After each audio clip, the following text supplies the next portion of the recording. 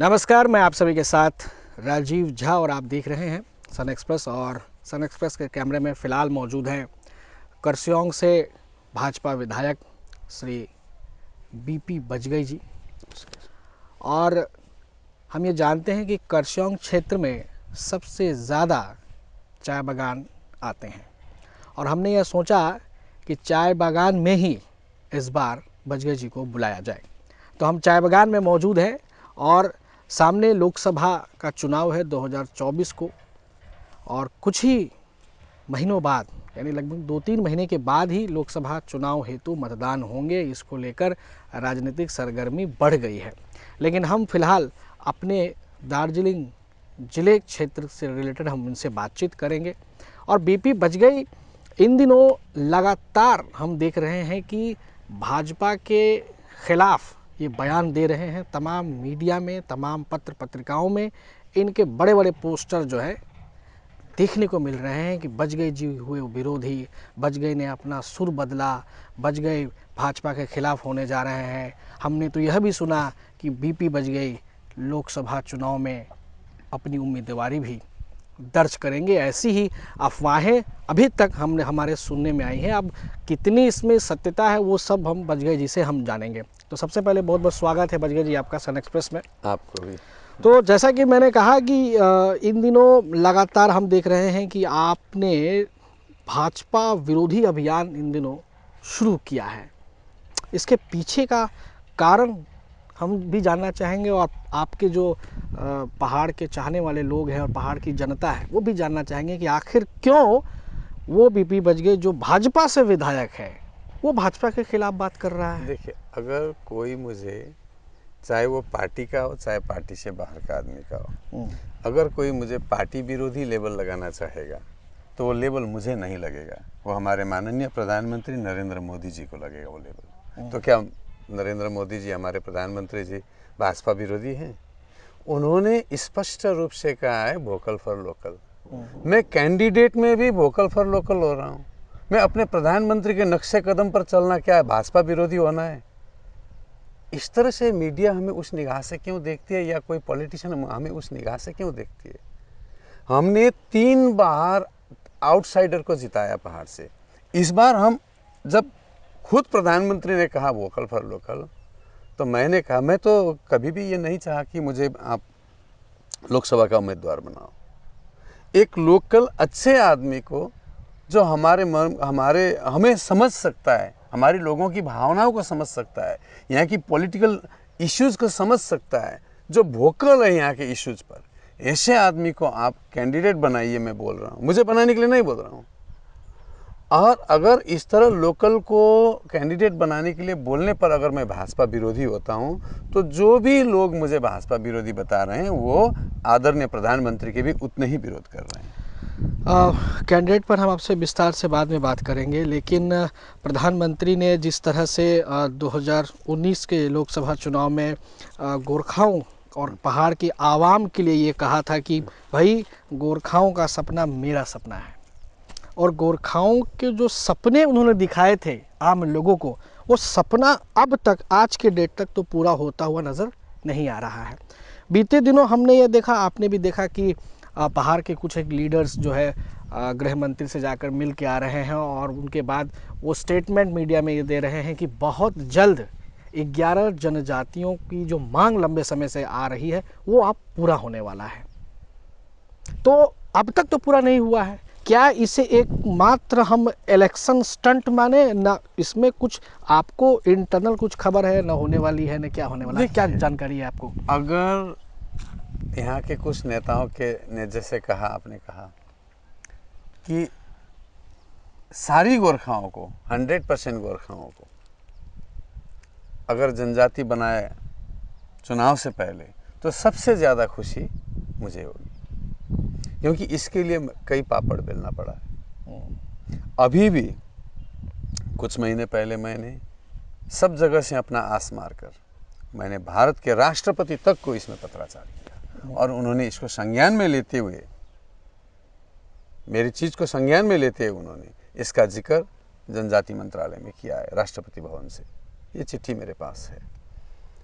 तो सबसे ज़्यादा खुशी मुझे होगी लेकिन इस तरह का सांत्वना तो कई बार मिल चुका है हमें, वो अमल में नहीं लाया गया है। देखिए, और आप बोल रहे हैं कि हमारे प्रधानमंत्री ने कहा था गोरखाओं का सपना मेरा सपना है, तो वो पूरा नहीं हो रहा है, मतलब प्रधानमंत्री दोषी है, ऐसे जो सोच है, मैं इसको नहीं मानता हूँ। मेरा बेटा है, मुझे उसे पढ़ाना है, मैं अच्छी स्कूल में दाखिला दूंगा, तो पढ़ाने खुद तो मैं तो नहीं जाऊंगा ना, उस स्कूल में अच्छे टीचर होंगे तभी ना बेटा को वहाँ दाखिला देता हूँ। तो मेरा बेटा को पढ़ाने का सपना मेरा है, लेकिन पढ़ाने की जिम्मेदारी किसका है? टीचर का है। उसी तरह गोरखाओं का सपना प्रधानमंत्री जी का है, लेकिन उसको पूरा करने के लिए जो कुछ यहाँ पर हमें बनाना है, जो कुछ यहाँ से मैसेज लेके जाना है, जो कुछ रणनीति तैयार करना है, वो करने के लिए तो उन्होंने सांसद दिया था, यहाँ एक गोरखा को ही दिया था। लेकिन क्या हुआ? कुछ नहीं हुआ। सांसद जो ब्रिज था, जो ब्रिज उन्होंने दिया गोरखाओं के सपना के लिए, वो ब्रिज ही गलत निकला। राजू जी, और इसीलिए मैं बता रहा हूं, आप बार बार जितने भी बाहर से लोग यहां पर भेजोगे कैंडिडेट के तौर पर ब्रिज बनाने के लिए, वो सारे ब्रिज गलत निकलेंगे, क्योंकि यहाँ की समस्या को समझने उन्हें वर्षों लगेंगे समझने में। जब समस्या ही नहीं समझ पाएंगे तो इसको फिर दिल्ली में कैसे प्रस्तावित करेंगे? बजगे जी, तमाम मीडिया रिपोर्ट्स और जो यहाँ के सांसद हैं राजू बिष्ट साहब, वो तो कह रहे हैं कि हम अपने काम पूरी ईमानदारी से निभा रहे हैं। हाँ हाँ जी, देखिए बहुत ईमानदारी से निभाया उन्होंने, 0 आवर में बहुत बार बोला उन्होंने। लेकिन मैंने एक खत लिखा उनको, आप इसका प्राइवेट मेंबर बिल लेके आओ, भले वो पार्लियामेंट में ना आए, सिर्फ आप रिसीव कॉपी दिखा दो, हम आपको भगवान मानेंगे। इतना तक लिखा है मैंने। क्यों नहीं किया उन्होंने? तो इसका मतलब है कि मतलब जनजातीय इशू में जब गृह मंत्री ने मुझे बोला, अमित शाह जी ने, कि बजगाई जी आप काम करो इसके ऊपर, और हमारे आरजीआई को भी उन्होंने कहा कि आप बजगाई जी के साथ मिलकर काम करो, तो जब मैं करना चाहा, मैंने महा कमेटी बनाई यहाँ आके, उसको तोड़ने वाला भी सांसद राजू जी थे। तो ये बहुत बड़ा आरोप लगा रहे हैं कि यहाँ के जो सांसद हैं वो गोरखाओं का और उनके जनजातियों का भला नहीं चाह रहे हैं। शायद उनकी समझ से बाहर की बात होगी ये, मैं उनको दोष नहीं दे रहा हूँ, उनकी समझ से बाहर की बात होगी। लेकिन गृह मंत्री के साथ तो मीटिंग तो वही करवा रहे हैं, वही करो, पहल तो करवा रहे हैं। मन घिसिंग एक बार किया, उसके बाद क्या हुआ? नहीं, मन घिसिंग गए। बाकी हमारे यहाँ के जितने भी अलायंस थे उनको क्यों लेके क्यों नहीं गए? अकेले अकेले चुपके चुप, चोरी चोरी चुपके चुपके क्या होता है? लेकिन लोगों को तो आशा अभी भी रखने को कह रहे हैं कि 24 के इलेक्शन से पहले हो देखिए, जाएगा। 21 से पहले भी हो जाएगा बोला था उन्होंने, है मीडिया रिपोर्ट में है। इसका क्या जवाब दे सकता हूं मैं? देखिए, मैं खुद का अपना विषय का जवाब दे सकता हूं, कोई गलती करे तो उसका जवाबदेही में नहीं बनता। बजगे जी, सामने लोकसभा चुनाव है और जिस तरह से भाजपा के प्रत्याशियों को लेकर के जिस तरह का माहौल अभी दार्जिलिंग ज़िले में छाया हुआ है, ये आपको ज्ञात ही है। और ऐसी स्थिति में आपका बार बार ये स्टेटमेंट आना कि बाहरी उम्मीदवार को हम इस बार यहाँ नहीं खड़े होने देंगे। नहीं, खड़े तो हो सकते हैं, जीतने नहीं देंगे। हाँ, माफ़ी चाहूँगा, जीतने नहीं देंगे। तो मुझे ये बताइए कि अभी जो सबसे ज़्यादा जिस नाम की चर्चा है कि वो उम्मीदवार होने जा रहे हैं, सबसे ज़्यादा चर्चा है, आधिकारिक पुष्टि तो खैर भाजपा जब करेगी तब इस बात की पुष्टि होगी, लेकिन सबसे ज़्यादा एक नाम की चर्चा है, उनका नाम है शायद हर्षवर्धन सिंगला। फॉरेन ब्यूरोक्रेट्स रहे हैं और G20 के वो चीफ कोऑर्डिनेटर भी रहे हैं। प्रधानमंत्री नरेंद्र मोदी के साथ उनका बेहद बेहतरीन संबंध है, ऐसी ही सूचना हम सभी के पास है। तो उनका नाम सबसे ज़्यादा चल रहा है और वो अपने आप को भूमिपुत्र बता रहे हैं, जिसमें आपका कहना है कि भूमिपुत्र उम्मीदवार ही हम यहाँ से चाह रहे हैं। वो तो भूमिपुत्र कह रहे हैं कि उनका घर है यहाँ, दार्जिलिंग में घर है उनका। आपके प्रश्न मतलब कई सारे सवाल एक साथ आपने खड़ा किया। सबसे पहले तो मैं उनको सम्मान करता हूँ, श्रृंगला साहब को। किस लिहाज से? वो भारत के विदेश सचिव रहे, संयुक्त राज्य अमेरिका के लिए हमारे देश के राजदूत रहे वो, बांग्लादेश के लिए वो उच्चायुक्त रहे और इसी तरह थाईलैंड के लिए वो राजदूत भी रहे। इतने बड़े पदों पर आसीन होकर उन्होंने देश की जो सेवा की है, इसके लिए हम उन्हें सम्मान करते हैं। सम्मान अपनी जगह है, लेकिन वो जो भूमिपुत्र बता रहे हैं, भूमिपुत्र का मतलब क्या होता है? पहले तो उस मिट्टी में पैदा होना, दूसरा उसके साथ जुड़े रहना। अब मैं आपको बता दूं, मैं कुछ एक सवाल भी पैदा करना चाहता हूं इसमें।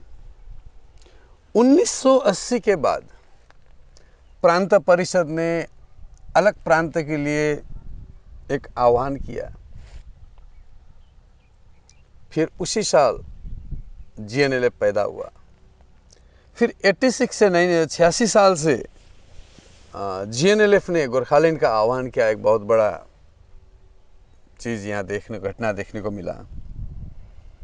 फिर 1997 में जब देवी गौड़ा जी प्रधानमंत्री थे भारत के, तो उस वक्त भी गोरखा राजनीति में हलचल हुई। फिर 2007 में और 2017 में गोरखा जनमुक्ति मोर्चा ने गोरखालैंड का आह्वान किया, हलचल हुई। तो इन सब परिघटनाओं में आप 86 का मूवमेंट को देखेंगे, दार्जिलिंग में 1200 शहीद हुए। सिप्सू में, बिमल गुरुंग के समय में आंदोलन में, सिप्सू में निर्दोष युवाओं का हत्या हुआ। 105 दिन के बंद में दार्जिलिंग में रक्तपात हुआ बंगाल पुलिस की गोली से। ये सब घटनाएं जब हो रहा था, तब हमारे भूमिपुत्र साहब कहाँ थे? नहीं, पूछ मेरा, देखिए ये मेरा प्रश्न है, जवाब आप नहीं दे पाएंगे, जवाब उनको देना है। मैं ये प्रश्न उनके लिए है। वो ये कह सकते हैं कि मैं तो सर्विस में था, क्योंकि वो तो हाँ कह सकते अधिकारी हैं, तो आप सर्विस में थे, तो आपके परिवार तो सारे तो सर्विस में नहीं थे। आपके परिवार के कौन सदस्य थे इसमें?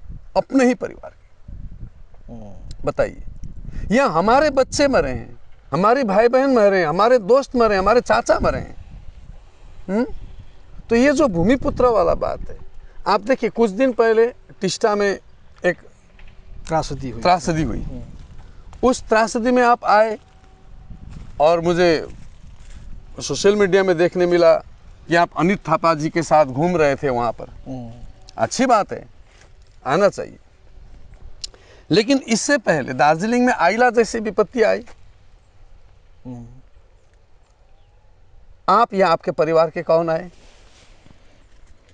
देखिए, आपने अभी एक NGO बनाया, उस वक्त भी आप एक NGO किसी के नाम पर बना के ये सहयोग कर सकते थे, तब क्यों नहीं किया? ये मेरा प्रश्न है। देखिए भूमिपुत्र के सवाल पर। और देखिए चाय की जो श्रमिक है, चाय बागान के श्रमिक, एक स्लेव का जिंदगी जी रहे हैं सदियों से। अगर आप भूमिपुत्र होते तो इनके लिए आज तक आवाज उठाते। एक स्लेव की जिंदगी, इस चाय बागान में जो पीड़ा है, इसको समझने में उनको और 20 साल लगेगा। इसी तरह हमारी जो मेडिसिनल प्लांटेशन है, औषधि बागान, शिनकोना बागान, ये तिल तिल कर मर रहा है। आपके संज्ञान में आज तक क्यों नहीं आया? आप भूमिपुत्र हो, आप इतने बड़े बड़े पदों पर आसीन हुए, आपने भारत सरकार को कन्विंस करने की कोशिश। आपका बहुत लिखा हुआ मैं पढ़ता हूं, मैं भी एक पाठक हूं श्रृंगला साहब का। आपने हाउडी मोदी से लेके बेहतरीन कार्यक्रम, इधर का जितना भी हमारे मोदी साहब के कार्यक्रम में, उनका अच्छा आप लिखते हैं। आप अच्छा राइटर भी हैं, मैं सैल्यूट करता हूं। लेकिन हमारी समस्याओं को उस तरह आपने आज तक क्यों नहीं लिखा? क्यों सरकार को नहीं बताया? आज चुनाव के ऐन मौके पर आते हैं और आप कहते हैं हम भूमिपुत्र हैं। आप कैसे भूमिपुत्र होंगे? मुझे जहां तक संज्ञान में, आपके पिताजी सिक्किम के हैं, सिक्किमीज हैं। तो सिक्किम में तो मैं भी 18 साल रहा। मैं वहाँ के मुख्यमंत्री के साथ, हमारे फॉर्मर चीफ मिनिस्टर जो नरबहादुर भंडारी जी हैं, उनके साथ 14 साल रहा। आज जो मुख्यमंत्री है पीएस गोले साहब, उनके साथ मैंने काम किया, 18 साल मेरा, लेकिन मैं सिक्किम का भूमिपुत्र नहीं बन सकता हूँ। मैं वहाँ काम करने के लिए जा सकता हूँ, मैं वहाँ बाजार में एक मकान भी खरीद सकता हूँ, लेकिन मैं वहाँ का भूमिपुत्र नहीं बन सकता हूँ। देखिए, तो भूमिपुत्र के सवाल पर, जैसे आज आपका, आप जहाँ जन्मे, जहाँ पढ़े, जहाँ लिखे, उसका रिकॉर्ड है। मेरा पढ़ाया हुआ प्राइमरी स्कूल का टीचर भी आज यहाँ बुढ़ापे में यहीं मिलेंगे, हाई स्कूल के टीचर भी यहीं मिलेंगे, मेरे सहपाठी भी यहाँ कई जगह पर काम करते हुए मिलेंगे आपको। उनका कौन मिलेगा यहाँ? भूमिपुत्र के सवाल पर मैं पूछ रहा हूँ। आप अचानक 60 साल तक सर्विस किया, आप मायो कॉलेज में गए 9 साल की उम्र में, अजमेर से पास किया, उधर ही उधर काम किया, 60 साल की उम्र में रिटायर हुआ, 61 साल की उम्र में आपने एक एनजीओ बनाया, और 62 साल की उम्र में भूमिपुत्र होकर आप फिर चुनाव में आ रहे हो। ये तो सही बात नहीं है, ये तो जनता को गुमराह करने वाली बात है। आप बड़े इंसान हो, मैं मानता हूं, मैं आपको सलाम करता हूं,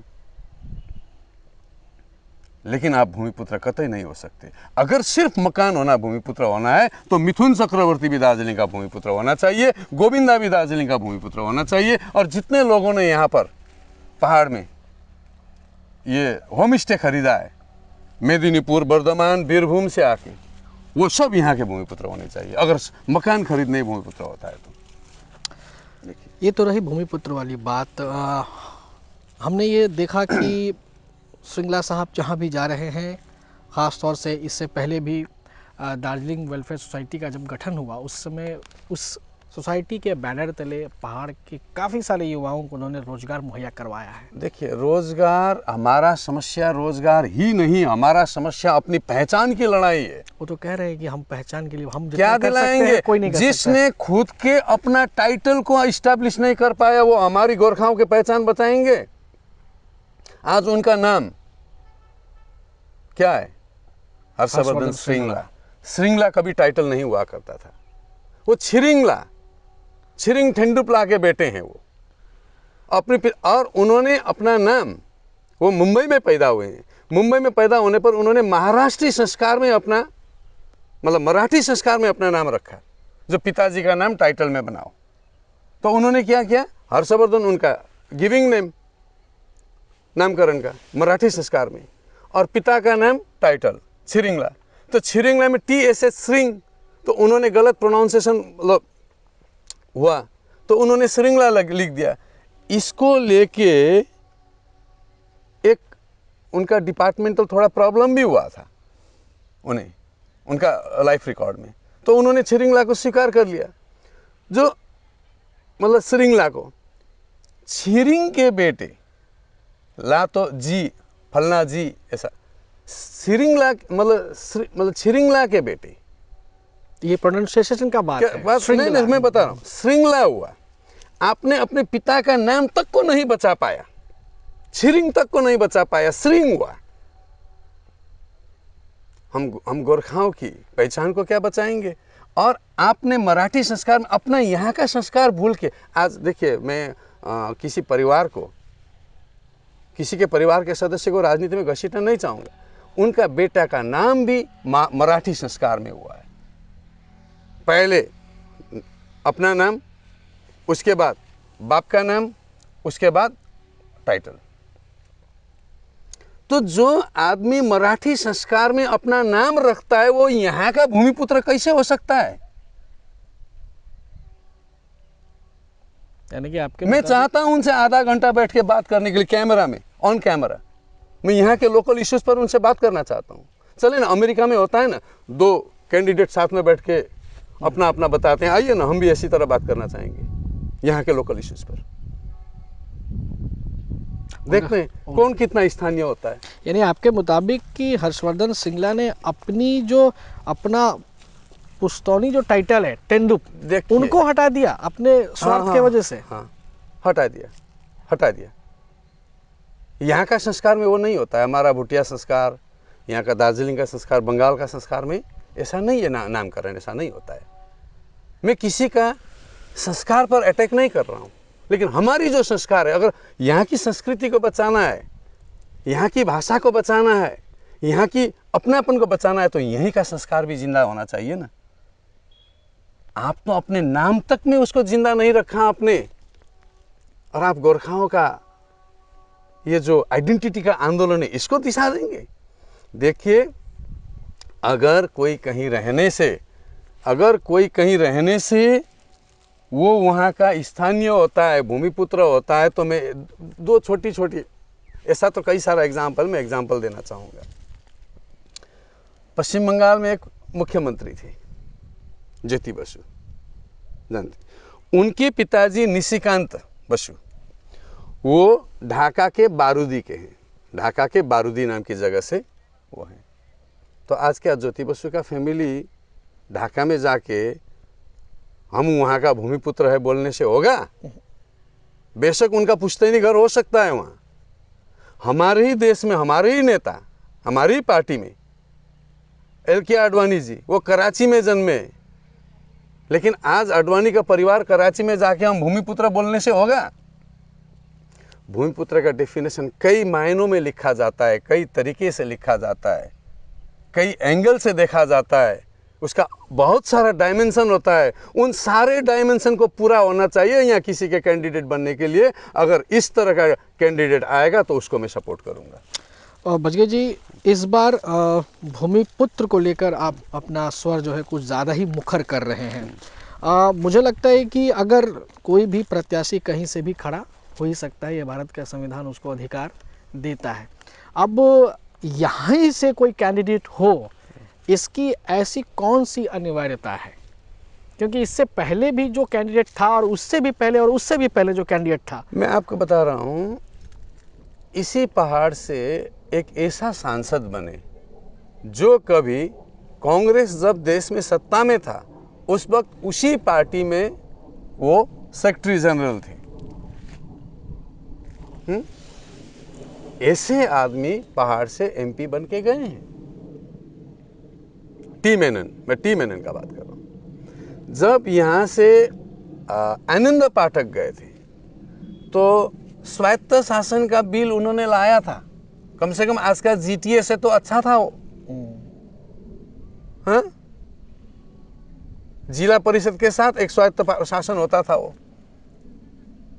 यहाँ के जो भूमिपुत्र गए थे आनंद पाठक जी, फिर RV राय जी गए, नेपाली भाषा आंदोलन में उन्होंने बहुत महत्वपूर्ण भूमिका अदा किया अपना सांसदीय जीवन में।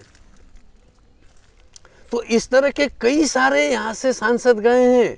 हम दार्जिलिंग पहाड़ में, ये दार्जिलिंग जिला में, सिलीगुड़ी में राजनीतिक प्राणी की कमी नहीं है, लेकिन बीजेपी पार्टी इस तरह सोच बना के रखी है कि दार्जिलिंग में तो राजनीति जानने वाले रहते ही नहीं है, चलो इनको बाहर से ठूंस दो। ऐसा नहीं होता है। अगर हम कहें कि आपके दिल्ली में पॉलिटिक्स जानने वाली आदमी नहीं है तो आपको भी गुस्सा आएगा, उसी तरह गुस्सा हमको भी आता है। लेकिन बजगे जी, अब तक तो ऐसा मैं अगर कह दूं कि कलकत्ता में जितने भी लीडर है कोई पॉलिटिक्स नहीं जानते हैं बीजेपी के अंदर, उनको गुस्सा आएगा।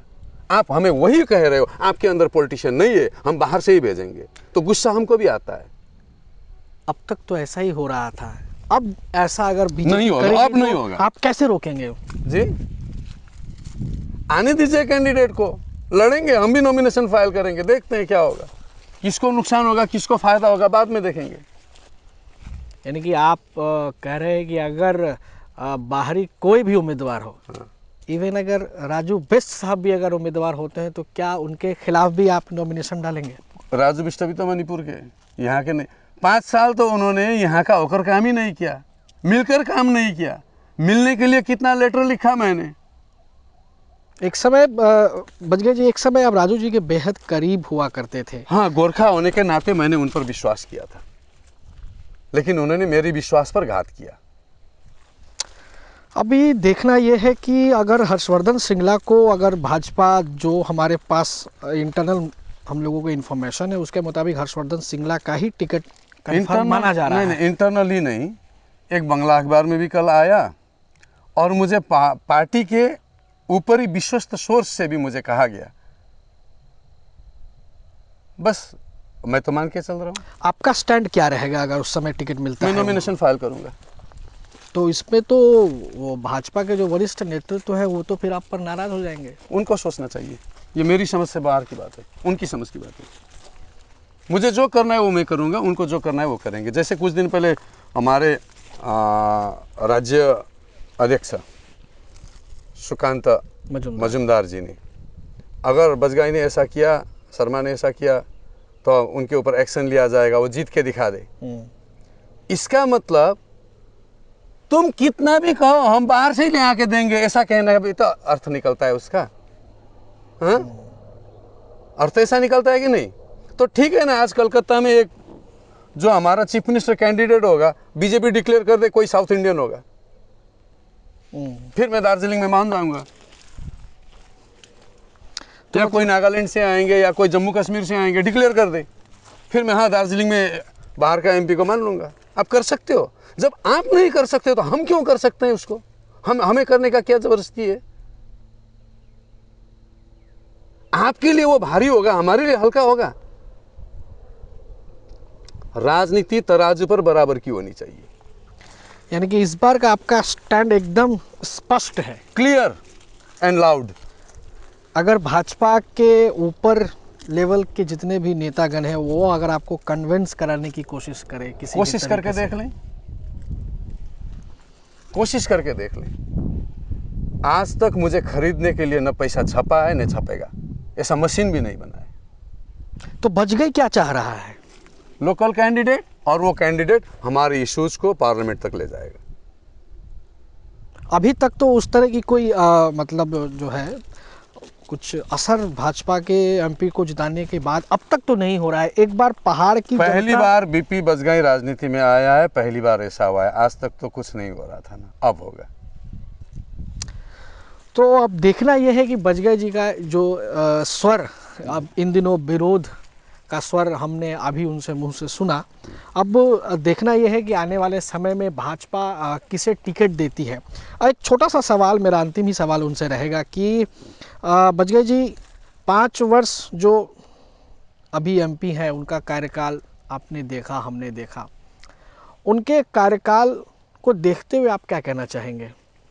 कुछ नहीं हुआ, जीरो। उन्होंने बोला ये सड़क लाया, रेल लाया, जहां भाजपा के सांसद ही नहीं है वहां सड़क नहीं बनती है क्या? हमारे लिए क्या लाया?